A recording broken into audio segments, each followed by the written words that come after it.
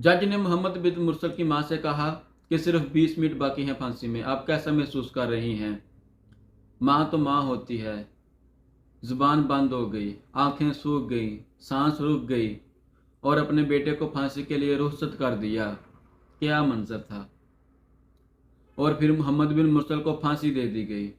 मोहम्मद बिन मुरसल अल रज़क कबीले से तल्लक रखने वाले सऊदी शहरी थे।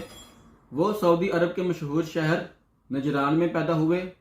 उन पर नसाइज अल रज़क खानदान से तल्लक रखने वाले अपने कज़न के कत्ल का इल्ज़ाम था। मोहम्मद बिन मुरसल से ये कत्ल उस वक्त हुआ जब वो अपने कज़न से किसी बात पर बहस कर रहे थे। बहस करते करते उन्हें गुस्सा आया। इसी गुस्से में आकर मोहम्मद बिन मुरसल ने अपने कज़न को कत्ल कर दिया। इस कत्ल के वाक़या के बाद मोहम्मद बिन मुरसल को गिरफ्तार कर लिया जाता है और इस पर मुकदमा चलाया जाता है। मुकदमे में मोहम्मद बिन मुरसल को फांसी की सज़ा सुनाई जाती है।